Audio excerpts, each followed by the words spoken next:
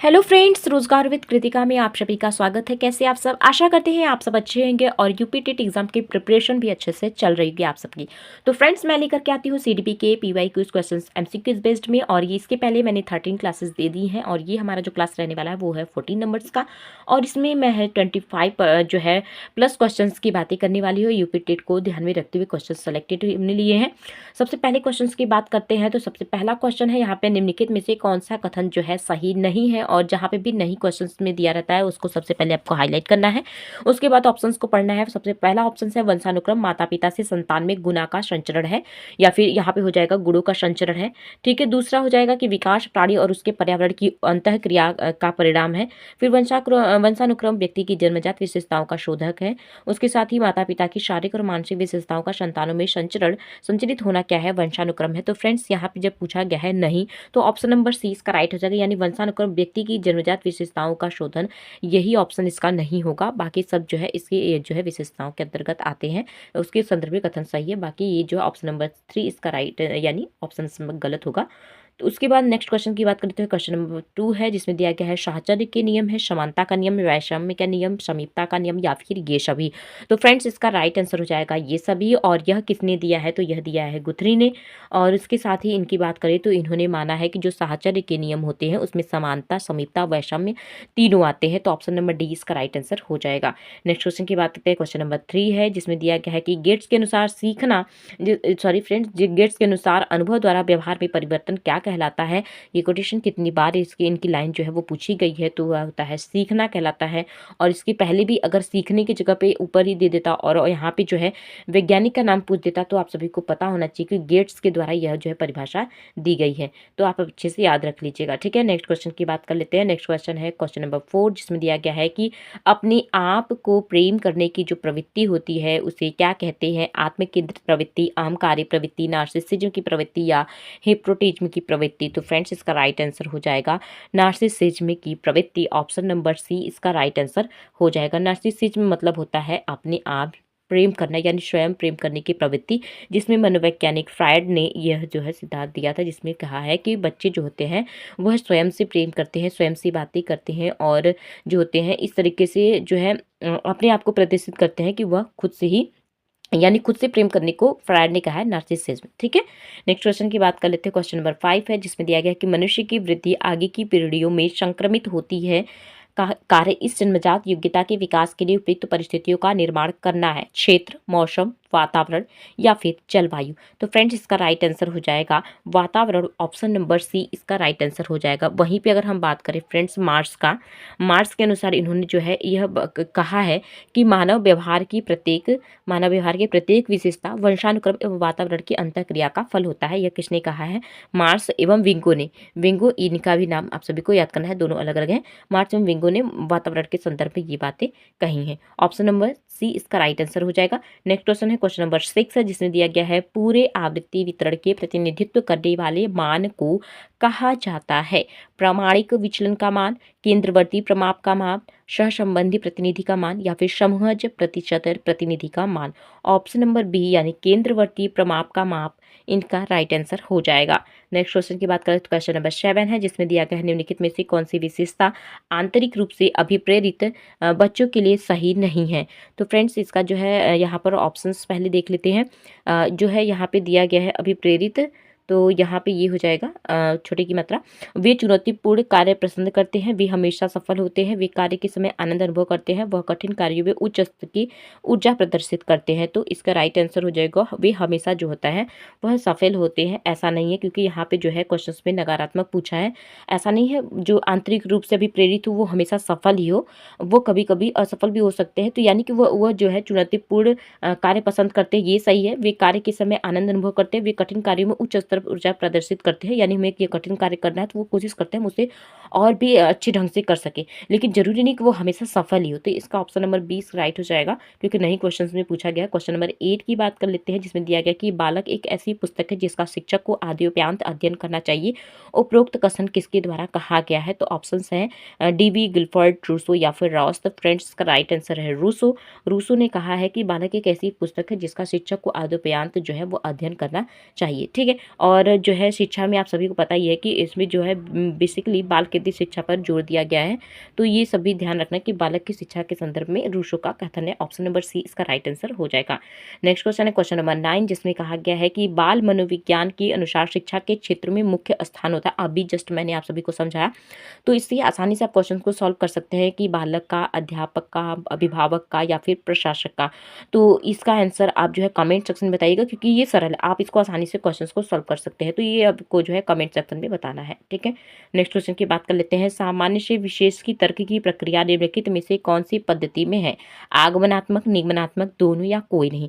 तो फ्रेंड्स, जब हमने आगमनात्मक निगमनात्मक आप सभी को बताया होगा, तो उस समय मैंने आप सभी को बताया था कि आगमनात्मक जो होता है उसमें पहले उदाहरण फिर नियम बताए जाते हैं, लेकिन जो निगमनात्मक होता है उसमें पहले नियम फिर उसके बाद जो है उसका उदाहरण बताया जाता है। तो सामान्य से विशेष की तर्क की प्रक्रिया निम्नलिखित में से कौन सी पद्धति में है?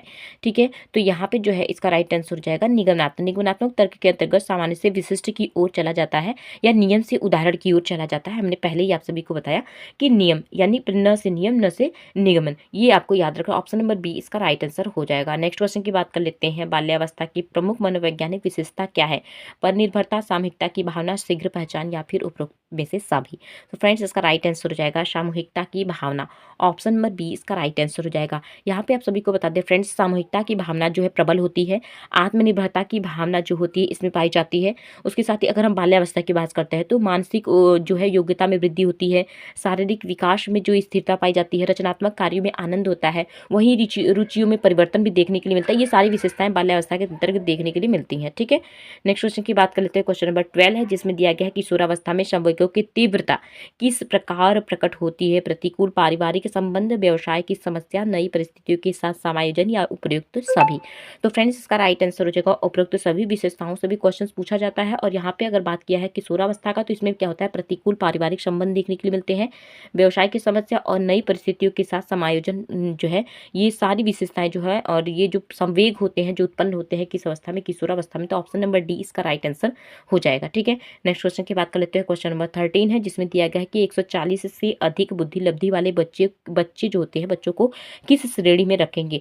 तो कल ही के सेशन में मैंने आप सभी को बताया था कि जो 140 से अधिक बुद्धि लब्धि वाले बच्चे होते हैं उनको जो है प्रतिभाशाली में रखा जाता है। तो ऑप्शन नंबर डी इसका राइट आंसर हो जाएगा। उसके साथ ही अगर बात करेंगे तो ये जो है बुद्धि लब्धि दिया किसने है? तो बुद्धि लब्धि जो है टर्मन ने दिया है। और कब दिया है? तो 1916 में दिया था, ठीक है। बुद्धि लब्धि सारणी का जो प्रयोग किया था और इसके आधार पर उन्होंने जो है 1916 में टर्मन ने एक सारणी प्रस्तुत किया था, जिसमें उन्होंने जो है प्रतिभाशाली बालों को 140 के ऊपर जो है प्रतिभाशाली माना। उसके बाद प्रखर बुद्धि में डिवाइड किया था, तीव्र बुद्धि, मंद बुद्धि, सामान्य बुद्धि, अल्प बुद्धि, जड़ बुद्धि, ये सारे को इन्होंने डिवाइड किया हुआ था, यानी एक सारणी प्रस्तुत की थी। तो किसने? जो है टर्मन ने 1916 में, ठीक है। उसके साथ ही नेक्स्ट क्वेश्चन की बात कर लेते हैं।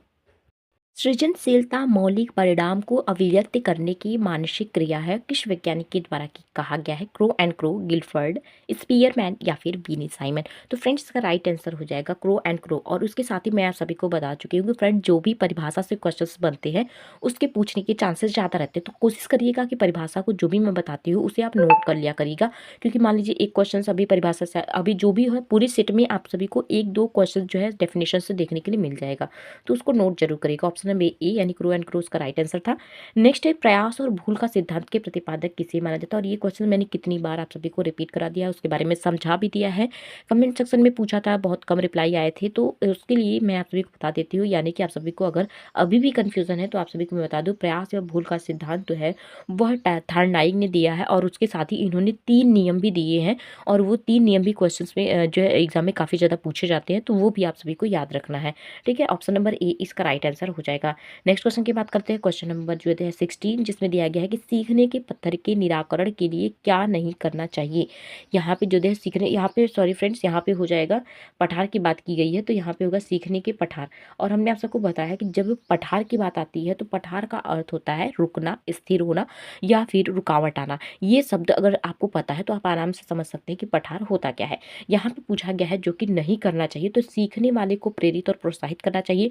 ये तो जो है करने की की बात की गई है। सीखने की अच्छी विधि को प्रयोग करना चाहिए, सीखने की अच्छी विधि का, ये भी सही है। उसके साथ उन्हें दंडित करना चाहिए, तो फ्रेंड्स नहीं पूछा है तो यही इसका राइट आंसर हो जाएगा। उन्हें जो है दंडित नहीं करना है, तो यहाँ पे जो है दंडित वाला जो ऑप्शन नहीं है, और नहीं जो क्वेश्चन के आंसर होते हैं वो हमेशा नहीं में ही जाते हैं। ऑप्शन नंबर सी इसका राइट आंसर हो जाएगा।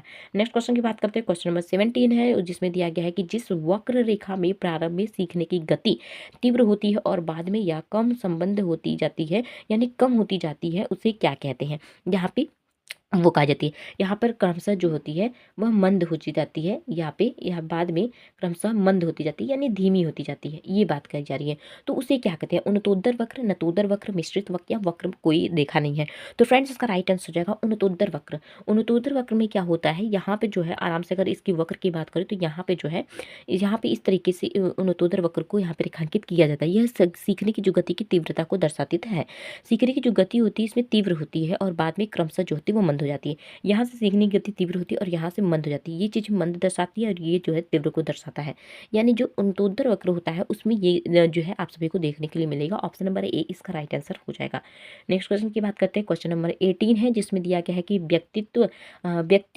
व्यक्तिक भिन्नता का क्या अर्थ है। दो व्यक्तियों में शारीरिक भिन्नता होना, कोई दो व्यक्ति शारीरिक मानसिक योग्यता और संवेगात्मक दशा में समान और एक जैसे नहीं होते हैं, और कोई दो व्यक्ति शारीरिक और मानसिक योग्यता में समान होते हैं और उनमें से कोई नहीं। तो फ्रेंड्स ऑप्शन नंबर 20 का राइट आंसर हो जाएगा, क्योंकि यहाँ पे जो है शारीरिक मानसिक संवेगात्मक रूप से जो बच्चे होते हैं वह जरूरी नहीं है कि एक ही जैसे हैं, उनमें भिन्नता देखने के लिए मिलती है और वो एक जैसे नहीं होते। ऑप्शन में बी इसका राइट आंसर हो जाएगी। व्यक्तिगत भिन्नता की सबसे बड़ी विशेषता यही है, ऑप्शन नंबर बी। ठीक है, नेक्स्ट क्वेश्चन की बात कर लेते हैं। क्वेश्चन नंबर 19 है, जिसमें दिया गया है कि मानसिक स्वास्थ्य विज्ञान का प्रमुख उद्देश्य है बालक के मानसिक स्वास्थ्य की रक्षा करना, कुसमायोजित का निराकरण करना, और ब दोनों, या फिर इनमें से कोई नहीं। तो फ्रेंड्स यहाँ पर जो है इसका राइट आंसर हो जाएगा जो है ए और बी दोनों इसका राइट आंसर हो जाएगा। इसमें क्या है, स्वास्थ्य का मानसिक स्वास्थ्य विज्ञान के प्रमुख उद्देश्य पूछा है, तो बालक के मानसिक स्वास्थ्य की रक्षा करना और कुसमायोजित का निराकरण करना, ये दोनों ऑप्शन सही हो जाएंगे। ऑप्शन नंबर सी इसका राइट आंसर हो जाएगा। नेक्स्ट क्वेश्चन की बात कर लेते हैं। निम्नलिखित में से 7 अंकों जो है इस प्रकार दिए गए, तो लग रहा है मैंने अंक छोड़ यहाँ पे हट गया है, तो मैं आप सभी को बता देती हूँ। इसका अंक जो होगा 40 हो जाएगा, 38, 36, उसके साथ ही 50, 51, 54 और इसके साथ ही 23। ठीक है, यहाँ पे जो है इतना सब दिया गया है। और इसमें आप सभी को क्या बताना है, इन छात्रों इसमें से आप सभी को क्या बताना है, माध्यिका बताना है। और मैंने आप सभी को कहा था कि माध्य, मध्यिका और बहुलक से क्वेश्चंस काफ़ी ज़्यादा पूछे जाते हैं। तो जो है अगर यहाँ पे जब संख्या देखेंगे तो इस संख्या को पहले जो है इसका सूत्र भी हमने आप सबको बताया था कि n+1। यहाँ पे अगर आप सभी को क्लियर नहीं हो रहा तो 1 मिनट फ्रेंड्स, मैं आप सभी को यहाँ पे लिख के दिखा देती हूँ।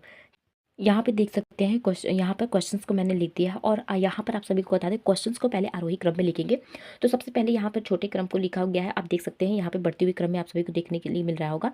उसके बाद अब हम क्या करेंगे, हमने आपको एक सूत्र बताया था कि जब भी आपको माध्यिका निकालना पड़ता है आपको जो है n+ यहाँ पे करना पड़ेगा n+1/2।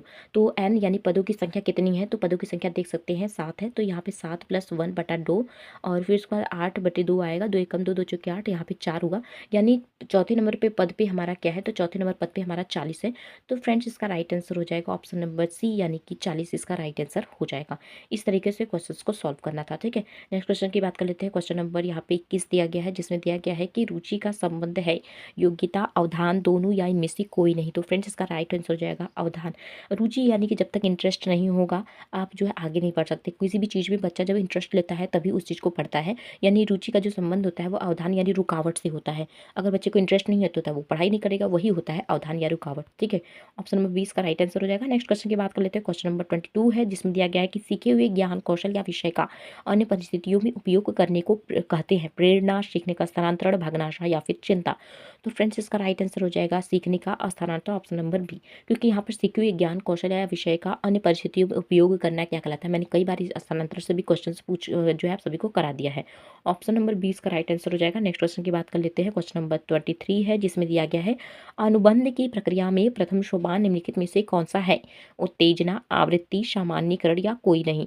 तो फ्रेंड्स इसका राइट आंसर हो जाएगा ऑप्शन नंबर ए, यानी उत्तेजना इसका राइट आंसर हो जाएगा। ठीक है, और उसके साथ ही अगर हम प्रथम अनुबंधन की प्रक्रिया की बात करें तो आप सभी को पता ही होगा कि अनुबंधन प्रक्रिया का सिद्धांत जो है किसने दिया है, तो पावलोव ने दिया है। पावलोव ने ऐसे भी क्वेश्चन जो है पूछ सकता है, तो ये आप सभी को पता होना चाहिए। और अनुकूलित अनुबंधन सिद्धांत भी जो है वो पावलोव का ही है, जिनकी दूसरा नाम है, और इन्होंने जो है प्रथम सोपान में उत्तेजना को माना है। ऑप्शन नंबर ए इसका राइट आंसर हो जाएगा। नेक्स्ट क्वेश्चन की बात कर लेते हैं कि स्मृति सीखी हुई वस्तु का सीधा उपयोग कर है, किसका कथन है? इसमें ये जो है परिभाषा है कि स्मृति सीखी हुई वस्तु का सीधा उपयोग है, किसका कथन है? मैकडूगल, वुडवर्थ, रॉश और या फिर ड्रेवर का। तो फ्रेंड्स इसका राइट आंसर हो जाएगा वुडवर्थ। ऑप्शन नंबर बी इसका राइट आंसर हो जाएगा। ऑप्शन नंबर बी, ठीक है। नेक्स्ट क्वेश्चन की बात कर लेते हैं। क्वेश्चन नंबर 25 है, जिसमें दिया गया है कि निम्नलिखित में से कौन सी दशाएं ध्यान को आकर्षित करने की दशा नहीं है, आंतरिक दशा नहीं है? तो उद्दीपन की स्थिति, आवश्यकता, दोनों या फिर इनमें से कोई नहीं। तो फ्रेंड्स इसका जो है राइट आंसर हो जाएगा उद्दीपन की उपस्थिति या उद्दीपन की स्थिति। ऑप्शन नंबर ए इसका राइट आंसर हो जाएगा। नेक्स्ट क्वेश्चन की बात करते हैं। क्वेश्चन नंबर 26 है, जिसमें दिया गया है कि संवेग की उत्पत्ति में होती है आदतों, मूल प्रवृत्तियों, शारीरिक विकास या संप्रत्ययों का निर्माण। तो फ्रेंड्स इसका राइट आंसर हो जाएगा मूल प्रवृत्तियां, क्योंकि संवेग की उत्पत्ति जो है मैकडूगल ने बताया है। कितने बताए हैं आप सभी बताइए कमेंट में कि मैकडूगल। वैसे मैं आप सभी को बता देती हूँ क्योंकि मैंने कई बार आप सभी को मैकडूगल ठीक है जो है मैंने कई बार आप सभी को बता दिया है कि क्वेश्चंस किस तरीके से पूछा जाता है, ठीक है। तो मैकडूगल ने 14 जो है मूल प्रवृत्तियां बताई है, जिसमें संवेगों की उत्पत्ति जो है मूल प्रवृत्तियों से ही माना जाता है। तो इसका राइट आंसर हो जाएगा। कुछ मूल प्रवृत्तियां मैंने आप सभी को बताया भी था, और उसके संवेग कौन से थे, जैसे भय होता है, क्रोध, वात्सल्य, प्रेम, ये सारे जो होते हैं संवेग के अंतर्गत आते हैं। नेक्स्ट क्वेश्चन की बात करते हैं। क्वेश्चन नंबर 27 है, जिसमें दिया गया कि कल्पना के विकास के लिए ज्ञानेंद्रियों को प्रशिक्षित करना चाहिए, कहानी सुनाना चाहिए, रचनात्मक प्रवृत्ति के विकास पर ध्यान देना चाहिए, उपरोक्त सभी क्रियाएं करनी चाहिए।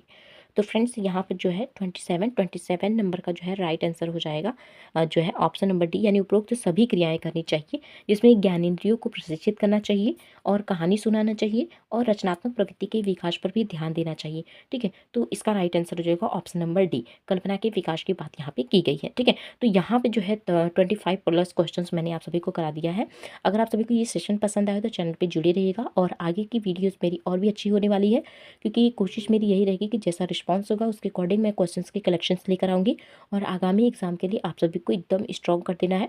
तो आप अभी से ही हमारे चैनल से जुड़ जाइए, और चैनल की टाइमिंग आप क्वेश्चन यहाँ पर जो है वीडियोज़ कब अपलोड होता है आप सभी को पता है, 12:45 पे आप सभी को ये वीडियोज़ डेली देखने के लिए मिलेंगी। तो चैनल पर ऐसे ही बनी रहिएगा फ्रेंड्स। मिलते हैं नेक्स्ट वीडियो में। Bye bye.